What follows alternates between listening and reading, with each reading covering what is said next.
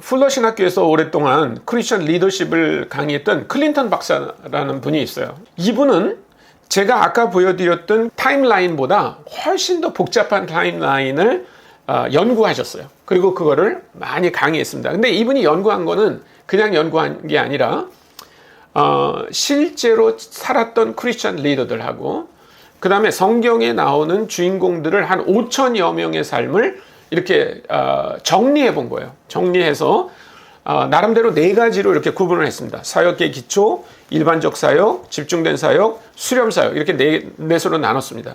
그리고 그 넷으로 나눈 거에도 사역의 기초에는 주권적 기초, 그 다음에 리더십의 이동, 그 다음에 일반적 사역에는 잠정적 사역, 성장케 하는 사역, 유능한 사역, 그 다음에 집중된 사역에는 역할 이동, 독특한 사역, 또 수렴 사역에는 특별한 인도하심, 수렴 사역, 잔광 이런 식으로 좀 나눠봤어요. 첫 번째 단계에 보면 사역의 기초에 주권적 기초라는 게 있죠. 주권적 기초라고 하는 건 뭐냐면 우리가 거부할 수 없이 하나님이 어떤 일을 해 놓으신 거를 말하는 겁니다. 제가 아까 출생 순서를 얘기했죠. 그거 우리가 정할 수 있나요? 나는 첫 번째 나오고 싶습니다. 이렇게 할 수 없잖아요. 저는 두 번째 나오고 싶습니다. 이렇게 할 수 없잖아요. 그러니까 하나님이 우리가 어떤 리더가 되기 위해서 만들어 놓은 토대라는 겁니다. 그게 바로 주권적 기초가 되는 거예요. 그 다음에 리더십 이동은 이제 그런 주권적 이동에서 처음으로 어떤 사역으로 진입하는 거를 말하는 겁니다.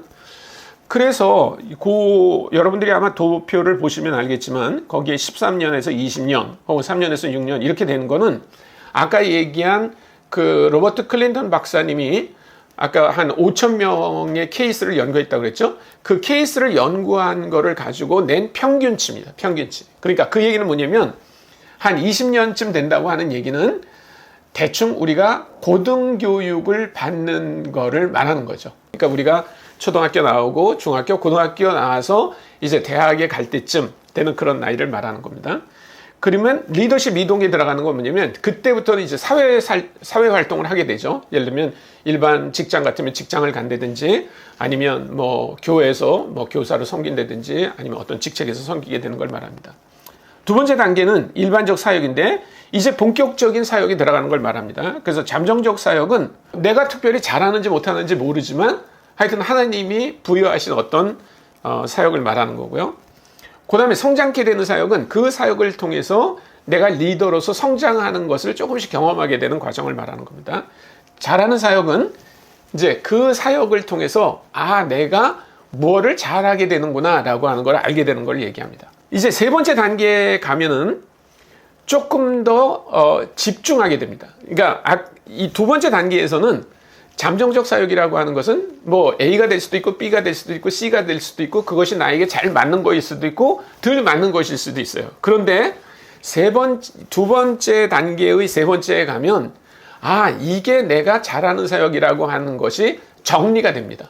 그래서 세 번째 단계에서는 집중된 사역으로 가면서 역할 이동이 된다는 거예요. 이 얘기는 뭐냐면 예를 들어서 그전에는 그냥 평사원으로 있었는데 내가 어떤 과장이나 부장으로 올라간다든지 아니면 뭐 교회에서도 내가 그냥 일반 사역자였다가 전임 사역자가 된다든지 이렇게 되는 걸 말합니다. 독특한 사역은 그 사람만이 할 수 있는 그런 사역으로 점점 이제 좁혀지는 것을 말하는 겁니다. 네 번째 단계까지 가는 사람도 있고 아니면 세 번째 단계에서 끝나는 리더들이 굉장히 많이 있습니다. 네 번째 단계는 아주 특별한 인도하심. 그러니까 예를 들면 이런 겁니다. 뭐 국제단체의 국제총재가 된다든지 이렇게. 그래서 실제로 여러분 만약에 OMF 같은 국제 선교단체의 총재가 되는 사람이 몇 명이나 되겠습니까? 제가 30여 년 있는 동안에 국제 총재가 된 사람은 한 분, 두 분, 세 분, 네 분밖에 없거든요. 그러니까 30년 동안에 4명밖에 될 수 없는 그런 포지션에 가는 거를 특별한 인도하심이라고 얘기하고요. 수렴이라고 하는 것은 그분의 사역이 아주 특별한 숙명, 그분만이 할 수 있는 일로 모아진다고 하는 뜻이고요. 잔광은 이제 그런 일을 다 끝낸 다음에도 여전히 어떤 영향력을 끼치는 경우가 있습니다.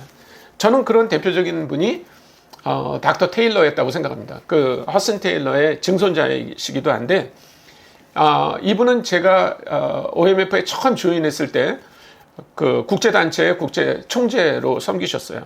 그랬는데 그 다음에 그만두시더니 그분은 그 홍콩으로 자리를 옮기셔가지고 중국에 가서 그 MSI라고 하는 비영리 단체를 만드셔가지고요. 굉장히 많은 의사들을 거기 데리고 가서 사역하는 그런 일을 했습니다. 그러니까 이분은 아까 얘기한 특별한 인도하심이라고 하는 그런 특별한 포지션에서 내려왔지만 그러나 여전히 영향력을 미칠 수 있었다. 이렇게 말할 수 있습니다. 그런데 닥터 테일러 같은 분은 이렇게 네 번째 단계에서 일을 할 수 있지만 실제로 많은 사람들은 그렇지 않습니다. 저도 제 개인 타임라인을 만들어 본 적이 있습니다. 여러 가지 기억에 나는 장면들 수백 개를 제가 노트에다 적어보고 그것들을 순서별로 이렇게 나열해 보니까 굉장히 그 로버트 클린턴 박사님이 얘기한 것과 같은 그런 도식을 만들 수 있었습니다. 제 거를 뭐 그냥 간단히 말씀드린다면 저는 저희 집안에서 장손으로 태어났습니다. 네, 그러니까 굉장히 많은 분들이 너는 우리 집안에 아주 그 장손이다, 뭐 맞상주다 이런 말을 저는 많이 들었고요. 그때는 맞상주가 뭔지도 몰랐어요. 다양한 형태의 리더십을 경험했습니다. 저는 뭐 중학교, 고등학교 때도 학생 임원으로 일을 했고요. 또 제가 섬기는 그 조이 선교회에서도 그렇고 나중에 이제 알게 됐는데 제 MBTI 그 유형이 ENTJ라고 하는 것을 알게 됐는데 ENTJ는 아주 리더 중에 리더라고 그렇게 거기 적혀 있더라고요.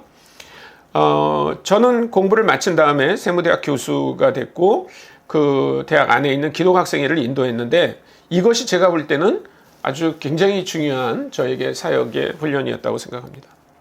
그 다음에 일반적 사역에서 저는 인도네시아에 선교사로 파송돼서 그곳에서 인도네시아 조이라고 하는 사역을 시작했고요. 현지 리더인들을 세우는 사역을 했는데 저는 그 사역을 굉장히 아주 좋아했고 또 그 사역에 열매들이 있었다고 생각합니다. 세 번째로 집중된 사역은 저는 이제 역할 이동을 하게 됐는데 한국 OMF 대표로 오게 됐고 그뿐만 아니라 국제 OMF 최고 리더들이 모이는 엑스컴, Executive Committee의 멤버가 돼서 6년 동안 섬길 수 있었습니다. 그 과정에서 독특한 사역들을 또 이렇게 하게 되면서 저는 이제 대표직에서 물러나서 동원사역을 했는데 강의와 설교를 통한 동원사역, 문서를 통한 동원사역, 또 포럼 등을 통한 그런 이니셔티브 사역들을 하게 됐습니다. 수렴사역으로는 글쎄요, 저는 뭐 국제단체 총재가 되거나 그렇지는 않았지만 저는 이제 지역교회를 위한 컨설팅 같은 걸 하게 됐고요. 그 다음에 이제 집필을 하면서 여러 가지 제 생각들을 또 제가 리플렉션한 거를 책으로 쓰는 일을 했습니다. 글쎄요, 이걸 장광이라고 넣어야 될지 모르겠지만 지금 이 녹화를 하는 지금도 저는 지금 조이선교회 대표로 섬기고 있습니다. 예, 그래서 뭐 어떤 분이나 다 자기가 경험한 얘기들을 이렇게 로버트 클린턴 박사님이 말한 그런 타임라인 도식에다가 이렇게 배열할 수도 있고요. 아니면 아주 심플하게 그 제가 아까 요셉의 그 타임라인을 그려드린 것처럼 이렇게 사선을 하나 긋고 거기에 나오는 여러 가지 사건들, 자기가 경험한 사건들을 넣고 그것을 정리를 하면 또 그것 나름대로 하나의 아주 심플한 타임라인이 될 수 있다고 생각합니다. 타임라인을 통해서 우리는 리더십 형성이 어떻게 이루어졌나를 이해하게 됩니다. 이런 일들이 내가 오늘날 리더가 되는데 역할을 했구나 라고 하는 것을 알게 되고요. 저도 이 작업을 한번 하면서 프로젝트 티모티에서 작업을 하면서 아주 제가 굉장히 큰 유익을 얻었습니다. 또 이 타임라인의 좋은 점은 개인의 은사를 발견할 수 있다는 것입니다. 저는 타임라인을 이렇게 쭉 한 결과 내가 여전히 가르치는 은사가 있구나 라고 하는 것을 발견하게 됐고요. 그 다음에 숙명이라는 걸 발견하게 됩니다. 숙명이라고 하는 것은 운명이 아니고 자기가 지금 현재 이 일을 할 수밖에 없게 된 어떤 하나님의 인도하심을 숙명이라고 말할 수 있는데 이 개인의 은사와 숙명을 발견할 수 있다는 것이 타임라인을 만들어 보는데 아주 큰 유익이다 이렇게 말할 수 있을 것입니다. 감사합니다.